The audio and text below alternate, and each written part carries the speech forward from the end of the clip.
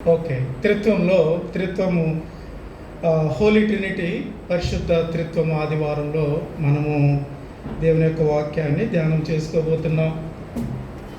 మరి మే చివరి 26 అంటే దాదాపు సమ్మర్ హాలిడేస్ కాలేజెస్కి, స్కూల్స్కి, ఎడ్యుకేషనల్ ఇన్స్టిట్యూట్స్కి అన్నిటికి కూడా ఈ సమ్మర్ హాలిడేస్లో ఉన్నారు. మేము కూడా హాలిడేస్లో ఉన్నాం. ఏసీటీసీ కళాశాల కూడా సెలవుల్లో ఉంది. మరి ఈ సెలవులే కాకుండా ఇంకొకటి waiting for general election results.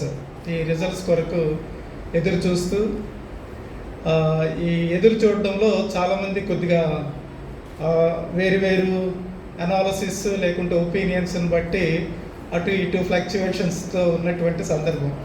ఎందుకంటే ఏపీ పాలిటిక్స్ మీద ప్రస్తుతము జరుగుతున్నటువంటి విశ్లేషణలు వాటిని గమనిస్తున్నప్పుడు మరి చాలామంది అయితే రాబోతున్నటువంటి నేషనల్ లెవెల్లో సెంట్రల్ గవర్నమెంట్ మారచ్చు అనేటువంటి ఆలోచనలు తోటి ఉన్నారు.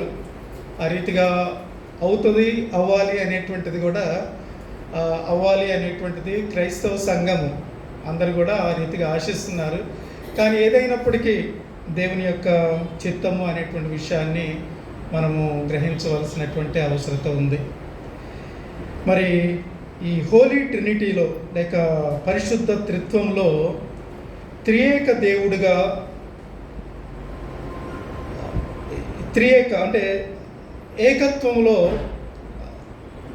బహుళత్వంలో ఏకత్వము అన్నట్లుగా ఈ nature and essence of God's head, దేవుని యొక్క స్వభావము లేకుంటే దేవునికి ఉన్నటువంటి ఆయన యొక్క ఫంక్షనింగ్స్ లేక ఆయన మేనిఫెస్టేషన్స్, ఆయన చూపించేటువంటి విధానాలలో మూడు వేరు రీతులుగా మనకి కనపడ్డప్పటికీ ఒకే దేవుడిగా మనం చూడాల్సినటువంటి అవసరం ఉంది. కానీ త్రియేక దేవుడై ఉన్నాడు అనేటువంటి విషయాన్ని క్రైస్తవ సంఘము ఈ రీతిగా గుర్తిస్తుంది. యూదులు ఈ ట్రినిటీని ఒప్పుకోరు అంటే అర్థము ఇది పాలిథిజంలోనికి వెళ్ళిపోతుంది. ఈ మోనోథిజం అనేటువంటిదే వాళ్ళు దేవుడు ఆయన సర్వాధికారి, సర్వభౌమాధికారం కలిగినటువంటి దేవుడు, సర్వ సృష్టికర్త అయినటువంటి దేవుడు, ఆయనకి ఎటువంటి లేక ఆయన క్రియేషన్ కానీ లేక ఆయన ఉద్భవించినటువంటి విధానం కానీ వీటన్నిటికీ ఆ దైవత్వంలో ఉన్నటువంటి మహోన్నతిని గురించి వారు మాట్లాడతారే తప్ప ఈ త్రియేక లేక దేవునిలో కుమారుడుగాను పరిశుద్ధాత్మనుగాను వారు చూడడానికి ఇష్టపడరు. అయితే క్రైస్తవ సంఘములో లేక అన్ని క్రీస్తుని ఆరాధిస్తున్నటువంటి క్రైస్తవ వివిధ డినామినేషన్స్ అన్నింటిలో కూడా త్రిత్వాన్ని అంగీకరించేటువంటి వారు ఉన్నారు. అక్కడక్కడ 1-2 డినామినేషన్స్ వేరేటువంటి ఆలోచనలు కలిగి ఉన్నప్పటికీ బైబిల్లో కూడా మనము త్రిత్వాన్ని గమనించగలం. అటువంటి వాక్య భాగాలే ఈ దినమున మనకి ఇవ్వబడి ఉన్నాయి. పాత నిబంధనలో యెషయా గ్రంథము 6వ అధ్యాయము 1వ వచనం నుండి 8వ వచనం వరకు మనం చదువుకున్నాము. ఈ 6వ అధ్యాయంలో యెషయా కలిగినటువంటి దర్శనం, ప్రవక్త అయినటువంటి యెషయాకు కలిగినటువంటి దర్శనం, ఆ దర్శనంలో యెషయా చూసినటువంటివి, అక్కడ జరుగుతున్నటువంటి ఆ సన్నివేశాన్ని యెషయా చూసి ఏ రీతిగా ఆయన రెస్పాండ్ అయ్యాడు, చివరికి ఎటువంటి కమిట్మెంట్ తోటి ఆ దర్శనం ముగించబడింది అనేటువంటిది మనం చూడొచ్చు ఈ వాక్య భాగంలో. మరి ముఖ్యంగా ఈ వాక్య భాగాన్ని ప్రారంభించే ముందు రాజైన ఉజియా మృతి పొందిన సంవత్సరమున అనేటువంటి మాటతోటి మొదలు పెడతారు. ఈ రాజైన ఉజియా లేక ఈయన గురించి చరిత్ర ఏం చెప్తుందంటే దేవుని చిత్తానుసారంగా నడిచినటువంటి రాజులలో ఒక మంచి రాజు అనమాట. అందుకొరకు ఈయనను గురించి చెప్పుకోవలసినటువంటి అవసరత వస్తుంది. ఈయన మృతి పొందిన సంవత్సరము అంటే ఇట్స్ దేవుని చిత్తాలను జరిగించినటువంటి రాజు, ఆయన శకము ముగించడము అనేటువంటిది ఇశ్రాయేలీల ప్రజలకి మరి కొంత ఇబ్బంది అయినప్పటికీ ఆయన దేవుని చిత్తాన్ని జరిగించాడు. ఆ రీతిగా జీవించాడు అనేటువంటి విషయాలని గురించి 2వ దినవృత్తాంతాల గ్రంథము 26వ అధ్యాయంలో ఉంటుంది. అదే రీతిగా రాజుల గ్రంథము 2వ గ్రంథము 15వ అధ్యాయము 1 నుండి 7 వచనాల్లో ఉంటుంది. ఈ ఉజియాకి మరొక పేరు ఏంటంటే అజరయ అనేటువంటి మాటను కూడా ఉపయోగించేటువంటి వారు. ఈయన దేవుని చిత్తానుసారంగా జరిగించినటువంటి రాజు అనేటువంటి విషయాన్ని మనం జ్ఞాపకం చేసుకోవాలి. ఆ సంవత్సరంన ఈ ప్రవక్త అయినటువంటి యెషయాకి ఒక దర్శనం కలిగింది. ఆ దర్శనంలో దేవునిని అత్యున్నతమైనటువంటి సింహాసనం మీద ఆసీనుడై ఉండగా చూస్తాడు. దేవునిని ఆయన చూసినటువంటి ఆ విధానము అత్యున్నతమైనటువంటి సింహాసనం మీద ఆసీనుడై ఉన్నటువంటి దేవుణ్ణి చూడటమే కాకుండా ఆ వేసుకున్నటువంటి లేక ఆ దేవునిని గురించి వివరించడంలో లేక దానిని గురించి చెప్పడంలో యెషయా ఆ దర్శనంలో దేవుని యొక్క అంగి దేవాలయపు అంచుల వరకు అది ఆక్రమించుకొని ఉంది. ఆ తర్వాత ఆయన పైగా శరాపులు అనేటువంటి దేవుని యొక్క దూతలు తిరుగుతున్నారు అనేటువంటి విషయాన్ని గురించి ఈయన మాట్లాడుతూ వస్తాడు. మరి దేవుని యొక్క దర్శనాన్ని చూసినప్పుడు ఆయన సింహాసనం మీద ఆసీనుడై ఉన్నాడు అనేటువంటి విషయాన్ని యెషయా మాత్రమే కాదు కానీ ఇటువంటి దేవుని దర్శనాలను పొందినటువంటి వారు దేవుడు అత్యున్నతమైనటువంటి సింహాసనం మీద ఆసీనుడై ఉన్నాడు అనేటువంటి రీతిగా కొంతమంది ప్రవక్తలకి కొంతమంది నాయకులకి కలిగినటువంటి దర్శనాలలో మనం చూడొచ్చు అన్నమాట. మికాయా అనేటువంటి ప్రవక్త 1 రాజుల గ్రంథము 22వ అధ్యాయము 19వ వచనంలో ఆ ప్రవక్త కూడా దేవుని యొక్క దర్శనాన్ని చూసినప్పుడు ఆయన అత్యున్నతమైనటువంటి సింహాసనం మీద ఆసీనుడై ఉన్నాడు అనేటువంటి విషయాన్ని తెలియజేస్తాడు. ఏబు యొక్క దర్శనంలో దేవుణ్ణి చూసినప్పుడు దేవుడు అత్యున్నతమైనటువంటి సింహాసనం మీద ఆసీనుడై ఉన్నాడు అంటాడు.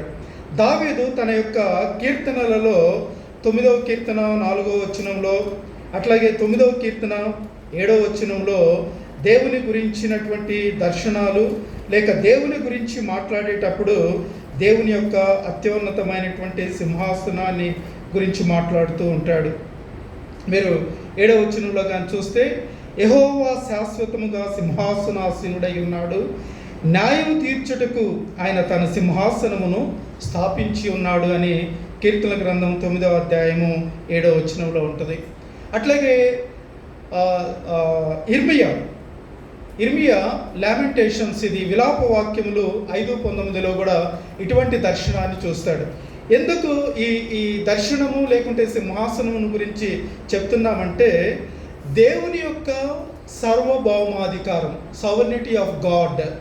ఈ సావర్నిటీ ఆఫ్ గాడ్ అనేటువంటిది ఆయన ఉన్నతమైనటువంటి అత్యున్నతమైనటువంటి ఆ గొప్పతనాన్ని, ఆ సుపీరియారిటీని, ఆ మెజెస్టీ లేకుంటే తనకున్నటువంటి మహోన్నతమైనటువంటి ఆ విధానాన్ని చెప్పడానికి వారు దర్శనాలలో దేవుణ్ణి చూసినప్పుడు అత్యున్నతమైనటువంటి సింహాసనం మీద ఆసీనుడైనట్లుగా మనం చెప్పుకుంటూ వస్తారు. ఇదే విషయాన్ని మనం అక్కడక్కడ హెజికేల్ గ్రంథంలో హెజికేల్ దర్శనంలో కూడా కనపడుతుంది. హెజికేల్ గ్రంథము 1:26లో మీరు చూడొచ్చు. అట్లాగే డానియేల్ గ్రంథంలో 7:9లో ఉంటుంది.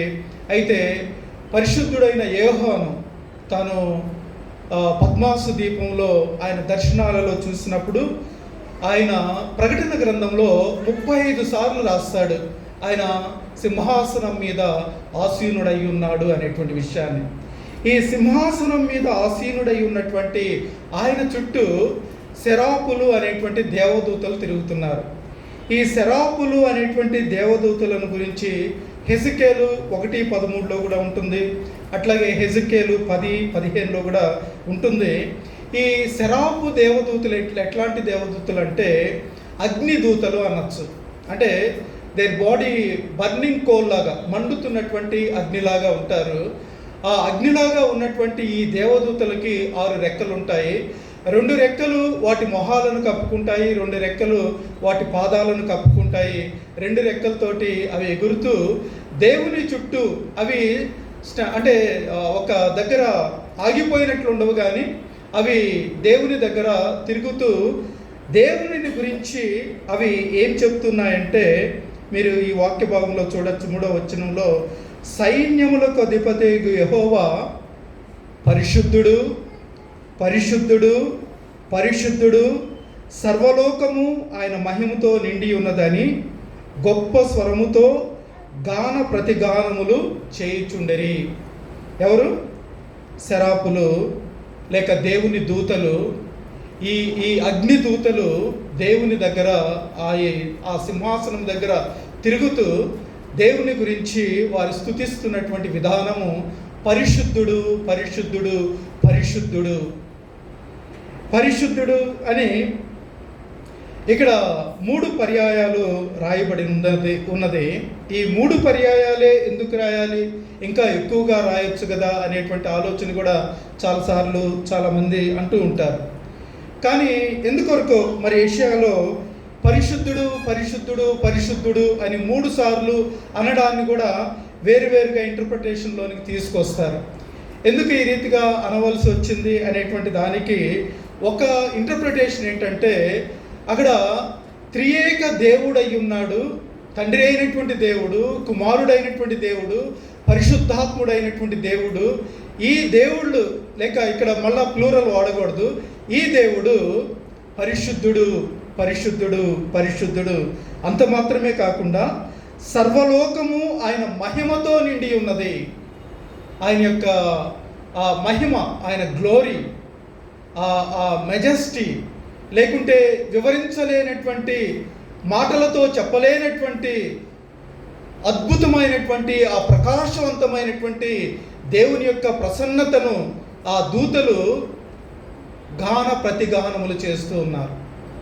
ఈ గాన ప్రతిగానములు చేస్తున్నప్పుడు వారి యొక్క ఆ కంఠ లేక ఆ పాటలకి ఆ దేవాలయపు పునాదులు కదులుచు అక్కడ నుండి ధూపము వస్తున్నట్లుగా ఈ యొక్క దర్శనంలో ఆయన చూసి, ఆ దర్శనంలో ఈ ప్రవక్త తన యొక్క స్థితిని చూస్తాడు. 4వ వచనంలో చూడండి, 5వ వచనంలో ఆ యొక్క శరాపు దూతలు దేవుణ్ణి స్తుతిస్తుంటే గాన ప్రతిగానాలలో ఆయనకున్నటువంటి ఆ మహిమను ఈయన చూసినప్పుడు ఈయన యొక్క స్థితిని ఆయన చూసుకోగలిగాడు.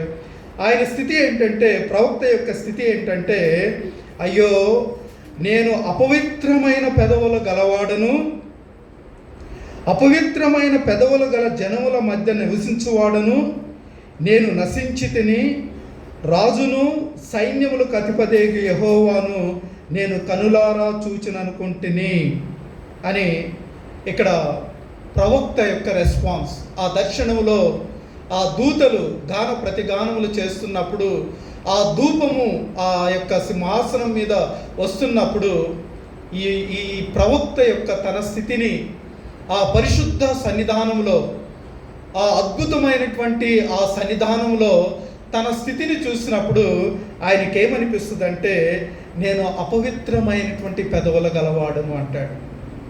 అంటే ఆ దూతలు స్తుతించగలుగుతున్నాయి కానీ ఈయన స్తుతించలేనటువంటి, ఈయన స్తుతించడానికి యోగ్యుడు కాడు, స్తుతించలేనటువంటి స్థితిలో ఉన్నాడు. స్తుతించలేకపోవడానికి కారణం ఏంటయ్యా అంటే, ఆయన పెదవులు అపవిత్రమైనటువంటి పెదవులు కలిగిన వాడను.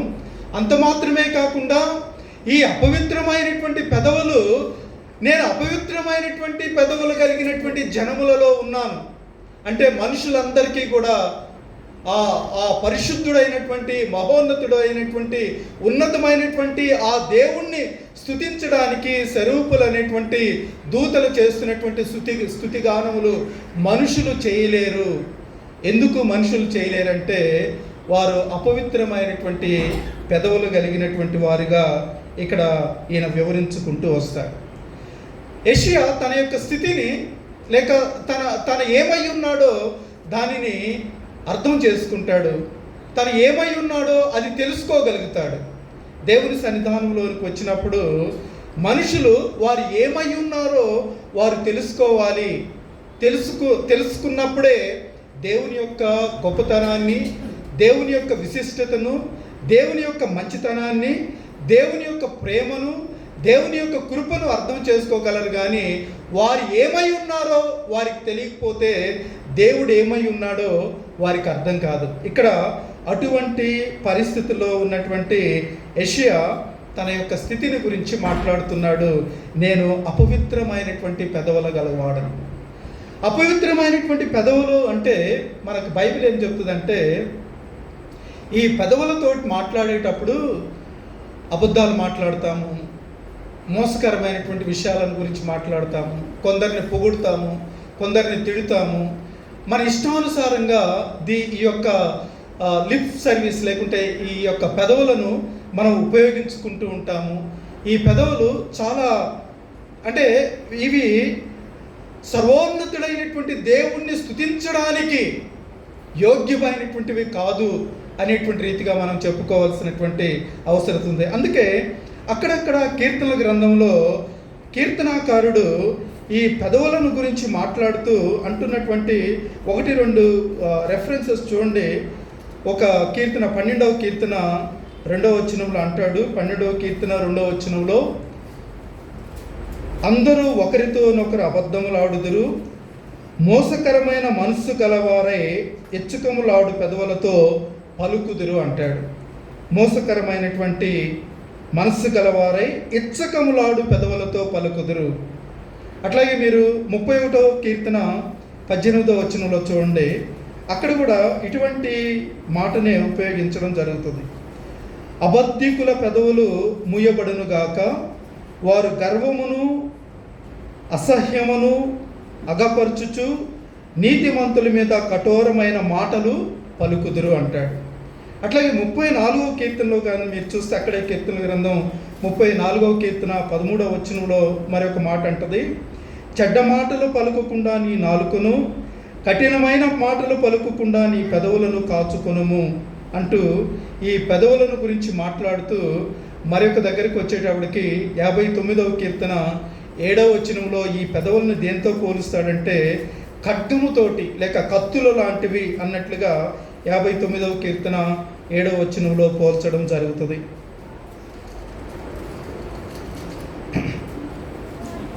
వినువారు ఎవరునూ లేరనుకొని వారు తమ నోట నుండి మాటలు వెళ్ళగక్కుదురు, వారు పెదవులలో కత్తులున్నవి అంటాడు. అట్లాగే 140వ కీర్తన 3వ వచనంలో అయితే కట్ల పాముతోటి పోల్చడము లేక పాముతోటి పోల్చడము పెదవులని మనం చూస్తామన్నమాట.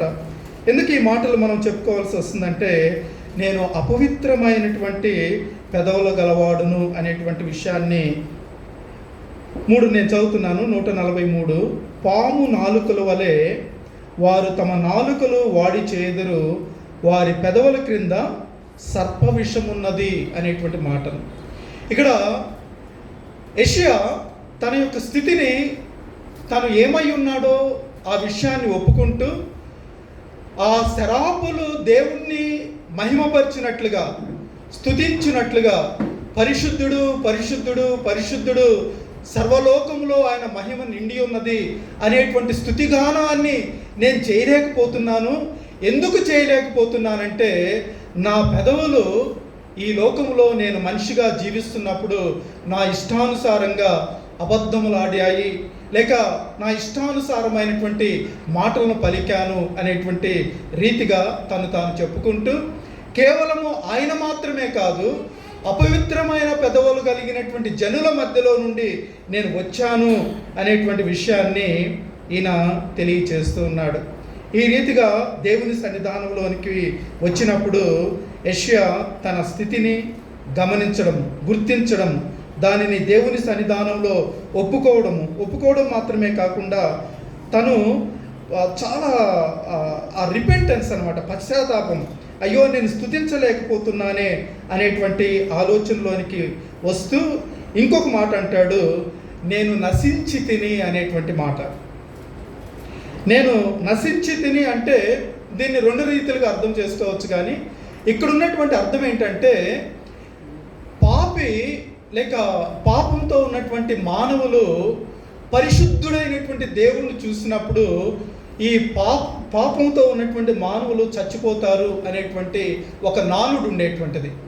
అది మాత్రమే కాకుండా పాత నిబంధనలో ఇంకొక నానుడు ఏంటంటే, దేవుని దూతలను చూసినా దేవుణ్ణి చూసినా కూడా ఇక మానవులు జీవించలేరు, చనిపోతారు అనేటువంటిది. అంటే అంత మహిమా ప్రభావములు, అంత తేజస్సు, వర్ణింపజాలనటువంటి ఆ ప్రభావవంతమైనటువంటి శక్తివంతమైనటువంటి దేవుని యొక్క స్వరూపాన్ని చూసినప్పుడు మానవులు చనిపోతారు అనేటువంటి ఆ నానుడు ఆలోచన, ఆ ఆలోచనలో నుండి ఈయన ఏమంటున్నాడంటే, ఆ అత్యున్నతమైనటువంటి సింహాసనం మీద చూసినటువంటి దేవుణ్ణి చూశాను కాబట్టి నేను నశిస్తున్నాను అంటాడు. అయితే రెండవ అర్థాన్ని కూడా చూసుకోవచ్చు. ఈ నశించిపోవడం అనేటువంటిది ఏంటంటే, ఆయన ఈ మానవులు పాపాన్ని బట్టి నశించిపోయేటువంటి విషయాన్నిగా అన్నట్లుగా కూడా దీనిని మనము ధ్యానం చేసుకోవాల్సినటువంటి అవసరం ఎంతైనా ఉంది. ఆ సమయంలో జరిగినటువంటి లేక ఈ మాటలు వింటున్నటువంటి అక్కడ ఉన్నటువంటి శరాపులలో ఈ యెషయా యొక్క యాక్చువలైజేషన్ లేకుంటే రియలైజేషన్ చూశాక ఆ శరాపులలో నుండి ఒకడు లేక మండుచున్నటువంటి దూతలలో ఒక దూత అక్కడ ఉన్నటువంటి బలిపీఠం మీద నుండి ఒక నిప్పును తీసుకొని, మండుతున్నటువంటి నిప్పు కొరివిని తీసుకొచ్చి ఆయన పెదవులకి తగిలిస్తాడు. ఏమని ఒప్పుకున్నాడు ఈయన? అపవిత్రమైనటువంటి పెదవులు కలిగిన వాడును అని. ఆ మాటలు విన్నటువంటి దేవదూతలు అక్కడ ఉన్నటువంటి బలిపీఠం మీద, మనకి ఆ దేవాలయంలో దేవుని యొక్క సింహాసనము, ఆ సింహాసనం మీద దేవుని కూర్చోవడము, ఆయన అంగి దేవాలయం అంతా నిండిపోయి ఉండడము, అదంతా గమనిస్తుంటే ఇప్పుడు దేవుని యొక్క బలిపీఠం కూడా అక్కడ ఉంది. ఆ బలిపీఠము సింహాసనం అయితే దేవుని కొరకు, బలిపీఠం అయితే మానవుల కొరకు.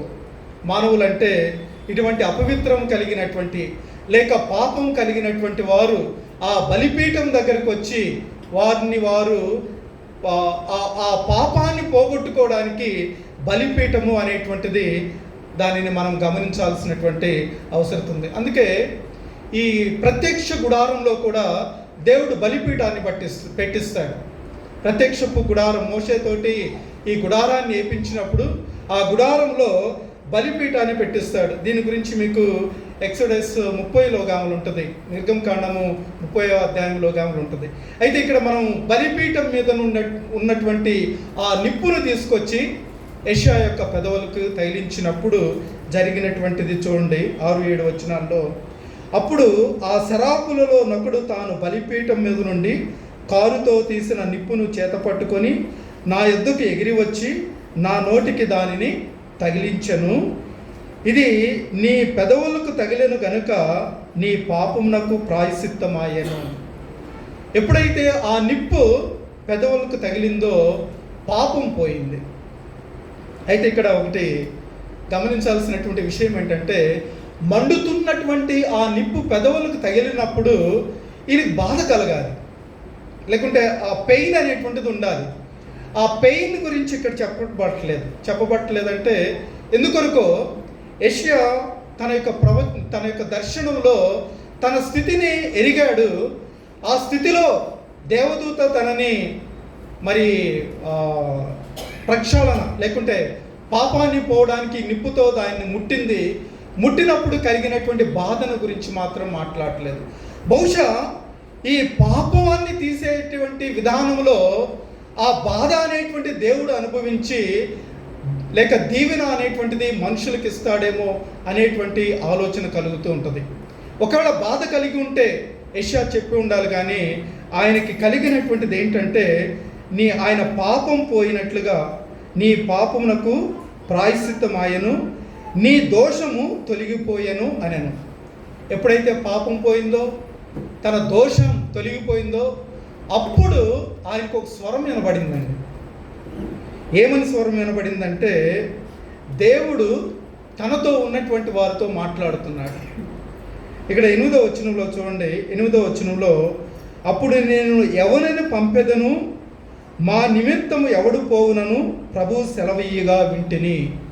ఎప్పుడు దేవుని యొక్క మాట వినబడిందంటే తన పాపం పోయాక, తన పరిశుద్ధపరచబడ్డాక, తన దోషములన్నీ కూడా కడిగివేయబడ్డాక లేకుంటే కాల్చివేయబడ్డాక అప్పుడు యెషయాకు మాట వినబడుతుంది. దేవుడు మాట్లాడుతున్నటువంటి మాటల్లో మన నిమిత్తము, ఇక్కడ మరలా మనం త్రిత్వాన్ని జ్ఞాపకం చేసుకోవాలి. నేను ఇక్కడ 2 మాటలు ఉపయోగిస్తాడు. నేను ఎవరిని పంపెదను అనేటువంటిది సింగులర్గా ఉంటే, దాని తర్వాత మరలా ఏమంటాడంటే మా నిమిత్తము ఎవడు పోవును. మా నిమిత్తము అంటే ఇక్కడ త్రిత్వాన్ని జ్ఞాపకం చేసుకోవాలి, అక్కడ ఉన్నటువంటి స్వరూపాలని జ్ఞాపకం చేసుకోవాలి, దేవదూతల్ని. మనుషుల దగ్గరికి మనుషులే వెళ్ళాలి. దేవుని చిత్తాలను, దేవుని ఉద్దేశాలను, దేవుని మహత్మైనటువంటి ఆ గొప్ప ప్రేమను మనుషులకి వివరించడానికి మనుషులే పోవాలి. ఆ మనుషుల్ని ఎవరు పంపించదను అన్నప్పుడు యెషయా రెస్పాండ్ అయ్యాడు. ఏమని రెస్పాండ్ అవుతున్నాడంటే, చిత్తగించుము, నేనున్నాను, నన్ను పంపుము. దేవుని యొక్క చిత్తాలు లేక దేవుని యొక్క ఉద్దేశాలు మనుషుల మధ్యలోనికి పోవాలంటే ముందుగా దేవునితో శుద్ధీకరింపబడాలి, లేకుంటే వారు పాపాన్ని పోగొట్టుకున్నటువంటి స్థితిలో ఉండాలి, లేకుంటే వారు పరిశుద్ధపరచబడినటువంటి రీతిగా వారు ఏర్పాటు చేయబడాలి అనేటువంటి ఆ విషయాన్ని కూడా ఈ సందర్భంలో మనం జ్ఞాపకం చేసుకోవచ్చు. ఇది మొదటి పాఠంలో ఉన్నటువంటి సందర్భం. ఈ మొదటి పాఠంలో పరిశుద్ధుడు పరిశుద్ధుడు పరిశుద్ధుడు, ఆయన యొక్క మహిమ సర్వలోకము ఆయన మహిమతో నిండి ఉన్నది అనేటువంటి ఆ గొప్ప దర్శనం. ఆ దర్శనంలో నుండి యెషయా తన యొక్క స్థితి, ఆ స్థితిలో నుండి ఆయన రక్షింపబడడం, అందులో నుండి తర్వాత పంపబడడం, ఈ మూడింటిని మనం ఈ వాక్య భాగంలో చూడవచ్చు. దాని తర్వాత ఎఫెసీయులకు రాసినటువంటి పత్రికలో పౌలు, ఎఫెసీయులకు రాసినటువంటి పత్రిక 1వ అధ్యాయంలో మనకి ఇవ్వబడినటువంటి పాఠ్య భాగాలలో పౌలు చెప్తున్నటువంటి మాటలు. పౌలు ముఖ్యంగా కొన్ని పత్రికల్లో సంఘం ఎట్లా ఉండాలి, పరిశుద్ధులు ఎట్లా ఉండాలి అనేటువంటి విషయాలను గురించి ఎక్కువగా వివరించుకుంటూ వస్తే, ఎఫెసీయులకు రాసినటువంటి పత్రికలో అక్కడ ఉన్నటువంటి సంఘం కన్నా చాలా డాక్ట్రిన్స్ని గురించి మాట్లాడతాడు, సిద్ధాంతపరమైనటువంటి విషయాలు. దేవుని యొక్క ప్రేమ, దేవుని యొక్క కృప, దేవుని యొక్క ఈ రక్షణలో పరిశుద్ధాత్మని యొక్క కార్యము, వీటన్నిటిని గురించి చాలా ఎక్కువగా ఈ ఎఫెసీయులకు రాసినటువంటి పత్రికలో పౌలు మాట్లాడడం జరుగుతుంది. ఈ పత్రికలో ముఖ్యంగా 3 విషయాలు మనం గమనించాలి. 1వ అధ్యాయము 3వ వచనం నుండి 14వ వచనం వరకు ఉన్నటువంటి వాక్య భాగంలో 3 విషయాలు ఉంటాయి. అదేంటంటే, మొట్టమొదటిగా 3వ వచనం చదివాక ఆ 3 విషయాలు చెప్తాను. మన ప్రభు అయిన యేసుక్రీస్తు యొక్క తండ్రి యొక్క దేవుడు స్తుతింపబడునుగాక. ఆయన క్రీస్తునందు పరలోక విషయములలో ఆత్మ సంబంధమైన ప్రతి ఆశీర్వాదమును మనకు అనుగ్రహించను అనేటువంటి 3వ వచనంతో మొదలు పెట్టాక 3 విషయాలు అంటాడు. ఒకటి చోజన్, రెండవది రిడీమ్డ్, మూడవది సీల్డ్. దేవుడు మనల్ని ఏర్పాటు చేసుకున్నాడు, లేకుంటే ఎన్నుకున్నాడు అనేటువంటి విషయాన్ని గురించి మాట్లాడతాడు. రెండవది, ఏర్పాటు చేసుకొని ఎన్నుకున్నటువంటి మనల్ని ఆయన విమోచించాడు. విమోచించినటువంటి దేవుడు మనల్ని తన యొక్క ఆత్మలో ముద్రించాడు అనేటువంటి విషయాలను గురించి మాట్లాడుకుంటూ వస్తాడు. ఈ కింద వచనాల్లో కానీ చూస్తే దేవుడు ఏ రీతిగా మనల్ని ఏర్పాటు చేసుకున్నాడయ్యా అంటే, జగత్ పునాది వేయబడక మునిపే నిన్ను నన్ను క్రీస్తునందు ఏర్పాటు చేసుకున్నాడు. అయితే దేవుడు ఏర్పాటు చేసుకున్నటువంటి సందర్భం ఏంటంటే, మనము శ్రేష్టమైనటువంటి వారమని, మంచివారమని మరొక రీతిగా కాదు, కానీ దేవుని యొక్క కృప, ఆయన ప్రేమ, ఆయన సంకల్పంలో దేవుడు నిన్ను నన్ను ఏర్పాటు చేసుకున్నాడు అనేటువంటి విషయాన్ని జ్ఞాపకం చేసుకోవాలి. ఈ ఏర్పాటు చేసుకున్నటువంటి దేవుడు తన కృపలో లేక తన ప్రేమలో దేవుని యొక్క ఆశీర్వాదాలు మనకి ఉండాలి అనేటువంటిది దేవుని యొక్క చిత్తమై ఉంది. ఆ ఆశీర్వాదాలని మనం పొందడం ఏ రీతిగా అంటే, యేసుక్రీస్తు ప్రభువు ద్వారా ఆ యొక్క ఆశీర్వాదాలని మనం పొందుతాము అనేటువంటి విషయాన్ని గురించి చెప్తూ, ఆ ఆశీర్వాదాలని దేవుడు మనకి ఇవ్వడానికి ఏం చేశాడయ్యా అంటే, మనల్ని విమోచించాడంట. మీరు కానీ చూస్తే 7వ వచనంలో చూడండి, 7వ వచనంలో 1వ అధ్యాయం 7వ వచనంలోకి వస్తున్నాం. దేవుని కృప మహదైశ్వర్యమును బట్టి ఆ ప్రియుని యందు ఆయన రక్తం వలన మనకు విమోచనము, అనగా మన అపరాధములకు క్షమాపణ కలిగి ఉన్నది. దేవుడు మనల్ని ఆశీర్వదించడానికి ముందుగా ఆయన మనల్ని విమోచిస్తున్నాడు. ఏ రీతిగా మనల్ని విమోచిస్తున్నాడయ్యా అంటే, యేసుక్రీస్తు ప్రభువు యొక్క తన రక్తంలో మనల్ని కడగడాన్ని బట్టి. ఇక్కడ కూడా చూడండి, పాత నిబంధనలో ఆ సెరూపులు అనేటువంటి దూతలు అగ్ని పట్టుకొచ్చి యెషయా పెదాల మీద పెట్టినప్పుడు యెషయాకి బాధ వేయలేదు, కానీ యెషయాలో ఉన్నటువంటి పాపం పోయింది. ఇక్కడ యేసుక్రీస్తు ప్రభువారు రక్తాన్ని కార్చడాన్ని బట్టి ఆయన బాధను భరించాడు. ఆయన కార్చిన రక్తంలో మన పాపములు కడిగి వేయబడి ఉన్నాయి అనేటువంటి విషయాన్ని మనం గ్రహించవలసినటువంటి అవసరం. ఆయన రక్తాన్ని కార్చి మన పాపములను కడిగడం ద్వారా మనం విమోచించబడ్డాము. దేని నుండి విమోచించబడ్డామయ్యా అంటే, పాపము నుండి విమోచించబడ్డాము. ఆయన ఈ పాపాన్ని విమోచించడానికి తన రక్తాన్ని క్రయధనంగా చెల్లించాడు అనేటువంటిది కూడా ఈ వాక్య భాగంలో మనం ధ్యానం చేసుకోవాల్సినటువంటి అవసరం ఎంతైనా ఉంది. దాని తర్వాత ఈ కింద వచనాల్లోనికి వచ్చేటప్పటికి ఆయన ఏమంటాడంటే, ఈ రక్షింపబడినటువంటి మనల్ని ఆయన తన యొక్క ఆత్మతోటి ముద్రించి ఉన్నాడు అనేటువంటి విషయాన్ని ఈ కింద వచనాలలో మనం చూడొచ్చు. మీరు చూడండి, 13-14 వచనాలు నేను చదువుతున్నాను. మీరును సత్యవాక్యమును అనగా మీ రక్షణ సువార్త విని క్రీస్తునందు విశ్వాసముంచి వాగ్దానం చేయబడిన ఆత్మచేత ముద్రింపబడితిరి. దేవుని మహిమకు కీర్తి కలుగుటకై ఆయన సంపాదించుకొనిన ప్రజలకు విమోచనము కలుగు నిమిత్తము ఈ ఆత్మను మనకు స్వాస్థ్యమునకు సంచకరువుగా ఉన్నాడు. దేవుడు తన యొక్క పరిశుద్ధాత్మలో మనల్ని ముద్రించి ఉన్నాడు అనేటువంటి విషయాన్ని పౌలు చెప్పుకుంటూ వస్తాడు. ఇంకా ఈ వాక్య భాగంలో ఏమంటాడంటే, దేవుని గురించినటువంటి మర్మాలు, దేవుని గురించినటువంటి జ్ఞానము మీకు కలగడానికి దేవుడు తన యొక్క వాక్యాన్ని, తన యొక్క ఆత్మను, తన కృపను, తన ప్రేమను మనకు అనుగ్రహిస్తూ వస్తున్నాడు. అందును బట్టి దేవుడు స్తుతింపబడునుగాక అంటాడు. అక్కడ పాత నిబంధనలో దేవుడు ఏ రీతిగా స్తుతింపబడుతున్నాడయ్యా అంటే, ఆయనకున్నటువంటి మహిమ, ఆయనకున్నటువంటి ప్రభావము, ఆయనకున్నటువంటి ఆ మహోన్నతమైనటువంటి ఆ సృష్టికర్త అయినటువంటి దేవుడు పరిశుద్ధుడు పరిశుద్ధుడు పరిశుద్ధుడు అని ఆయనను సన్నుతిస్తుంటే, సంఘము ఏ రీతిగా ఆయనని స్తుతించాలయ్యా అంటే, ఆయన మనల్ని ఏర్పాటు చేసుకున్నందును బట్టి, ఆయన మనల్ని విమోచించినందును బట్టి, ఆయన మనల్ని తన ఆత్మలో ముద్రించినందును బట్టి మనము దేవుణ్ణి స్తుతించాలి. అది పత్రికా పాఠ్య భాగంలో తెలియచేస్తున్నటువంటి విషయం. ఈ పత్రికా పాఠ్య భాగంలో కూడా 3 విషయాలు జాగ్రత్తగా చెప్తూ వస్తాడు.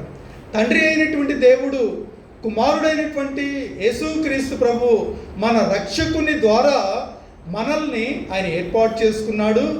ఆయన ద్వారా మనల్ని రక్షించి ఉన్నాడు. ఆయన యొక్క ఆత్మ ద్వారా మనల్ని ముద్రించి ముందుకు నడిపిస్తున్నాడు అనేటువంటి రీతిగా ఇక్కడ కూడా ఈ త్రిత్వాన్ని ఈ వాక్య భాగంలో అపోస్తులైనటువంటి పౌలు కనపరుస్తూ ఉంటాడు. అయితే పౌలు సంఘానికి చెప్తున్నది ఏంటంటే, మీరు దేవుణ్ణి స్తుతించండి. ఎందుకు దేవుణ్ణి స్తుతించండి అంటే, మళ్ళా చెప్పుకోవాలి, ఆయన మనల్ని ఏర్పాటు చేసుకున్నాడు, ఆయన మనల్ని విమోచించాడు, ఆయన మనల్ని తన ఆత్మలో ముద్రించి ఉన్నాడు అనేటువంటి. ఇక మనం స్వార్థల పాఠ్యభాగంలోనికి వెళ్ళినప్పుడు అక్కడ ఉన్నటువంటి సందర్భంలో యేసుక్రీస్తు ప్రభు వారు ఆరోహణం అవుతున్నటువంటి సందర్భం. ఆరోహణం అంటే ఆయన తన ఈ భూమి మీదకి వచ్చాక మానవ రక్షణ కొరకై ఆయన చేసినటువంటి ఆ రక్షణ కార్యాన్ని సంపూర్ణమైనాక మరణ పునరుద్ధానముల తర్వాత ఆయన 40 దినాలు శిష్యులకు కనపడి ఆయా సందర్భాలలో శిష్యులని బలపరిచి ఆయన వెళ్ళిపోతున్నటువంటి ఈ సందర్భాన్ని 16వ వచనం నుండి 20వ వచనం వరకు ఉంటుంది. మత్తయి సువార్త, పరిశుద్ధుడైన మత్తయి రాసిన సువార్త 28వ అధ్యాయము 16వ వచనం నుండి 20వ వచనం వరకు ఉన్నటువంటి వాక్య భాగంలో మనము ఈ విషయాలని చూడొచ్చు. ఇక్కడ యేసుక్రీస్తు ప్రభువారు చెప్తాడు, శిష్యులతో అంటున్నటువంటి ఒక మాట ఏమిటంటే, ఇదిగో పరలోకమందును భూమి మీదను నాకు సర్వాధికారము ఇవ్వబడినది. ఈయన కూడా మన తండ్రి అయినటువంటి దేవుడు ఏ రీతిగా అయితే సర్వాధికారి అయి ఉన్నాడో, ఇక్కడ కుమారుడు అయినటువంటి దేవుడు పరలోకమందు భూమి మీద నాకు సర్వాధికారము ఇవ్వబడి ఉన్నది, కాబట్టి మీరు వెళ్ళి సమస్త జనులను శిష్యులుగా చేయడి. ఆ తర్వాత అంటాడు, తండ్రి యొక్కయు కుమారుని యొక్కయు పరిశుద్ధాత్మ యొక్క నామంలో వారికి బాప్తిస్మం ఇవ్వండి అనేటువంటి విషయాలను తెలియచేస్తూ ఆయన ఆరోహణమైనటువంటి సందర్భాన్ని ఇక్కడ మనం ధ్యానం చేసుకోవచ్చు. అయితే ఇక్కడ ఉన్నటువంటి ఈ 2 విషయాలు లేక 1-2 విషయాలని మనము జాగ్రత్తగా కానీ గమనించినప్పుడు, ఇక్కడ కుమారుడైనటువంటి లేక రక్షకుడైనటువంటి యేసుక్రీస్తు ప్రభు వారికి ఉన్నటువంటి సావర్నిటీ, సార్వభౌమాధికారం, ఆయనకి పరలోకమందుకు భూమి మీద కూడా ఆయన అధికారం కలిగి ఉన్నాడు. ఆయన యుగ సమాప్తి వరకు ఉండేటువంటి దేవుడు అనేటువంటి విషయాన్ని తెలియజేస్తాడు. దాని తర్వాత శిష్యులకు చెప్పినటువంటి మాట ఏమిటంటే, మీరు అనేకులను శిష్యులుగా చేయండి అంటాడు. శిష్యులంటే గురువు గారి బోధను అనుసరించి జీవించేటువంటి వారు. ఇక్కడ గురువు ఎవరు? యేసుక్రీస్తు ప్రభువారు. యేసుక్రీస్తు ప్రభువారు ఏం బోధించాడు? ఆ బోధలను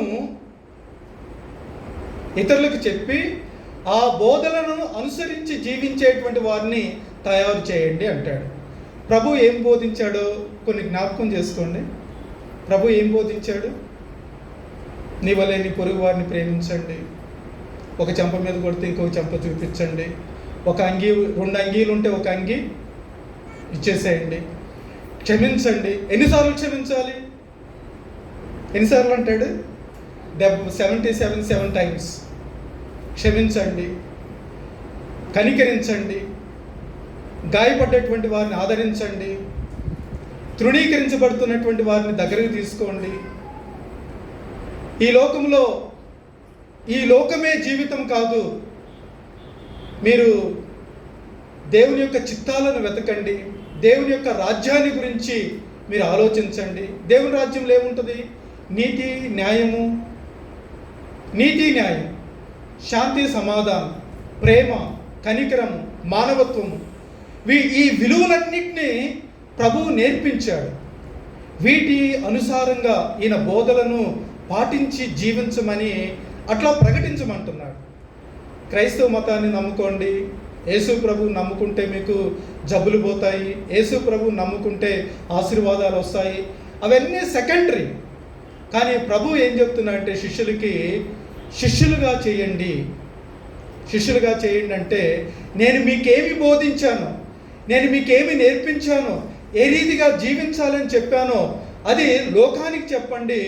లోకములో ఉన్నటువంటి వారు దానిని అంగీకరించి ఆ రీతిగా జీవించడానికి మీరు వెళ్ళండి లోకంలోనికి అని చెప్పి ఆయన వారిని ముందుకు పంపిస్తారు.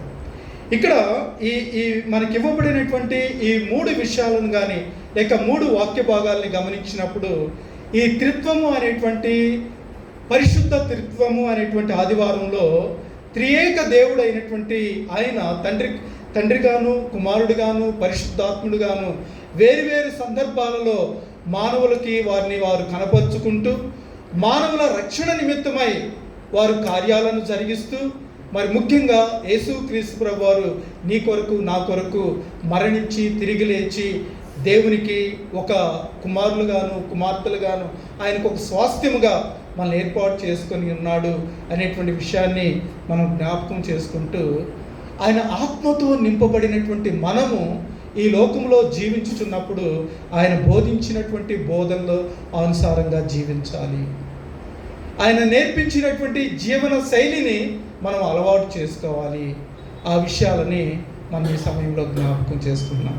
అయితే ముఖ్యంగా ఒకటి మనం నేర్చుకోవాలి, ఆయనను స్తుతించాలి, ఆయనను ఘనపరచాలి. ఆయన అద్వితీయుడైనటువంటి దేవుడు, సర్వోన్నతుడైనటువంటి దేవుడు. మనం ఏ పాటి వారమో, ఎన్నిక లేనటువంటి మనల్ని తన ప్రియకుమారుడైనటువంటి క్రీస్తు ద్వారా రక్షించుకొని ఉన్నాడు. అటువంటి గొప్ప దేవుణ్ణి సరాకులైతే పరిశుద్ధుడు పరిశుద్ధుడు పరిశుద్ధుడు అని అవి స్తుతిస్తూ ఉన్నాయి. మనము మన గొప్ప రక్షకుడైనటువంటి యేసుక్రీస్తు ప్రభువు వారిని ఏ రీతిగా స్తుతిస్తున్నాము? ఆయన మనకిచ్చినటువంటి సర్వలోకమునికి వెళ్ళి సర్వ సృష్టికి దేవుని సువార్తను చెప్పి అనేకుల్ని శిష్యులుగా చేయమన్నాడు.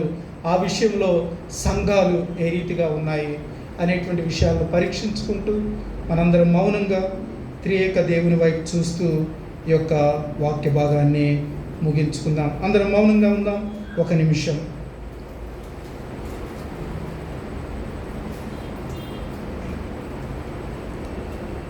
సమస్త జ్ఞానమునకు మించిన దేవుని సమాధానము యేసుక్రీస్తు వలన మీ హృదయములకును మీ తలంపులకును కావలి ఉండునుగాక. ఆమేన్.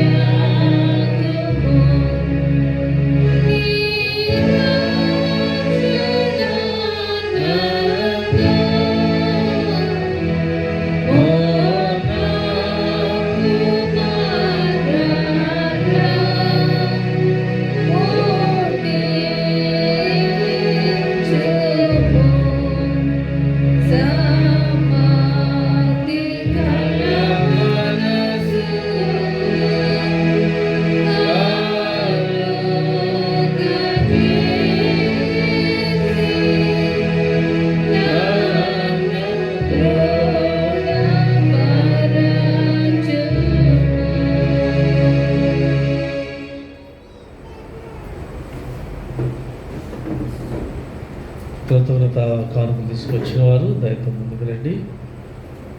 ప్రత్యేక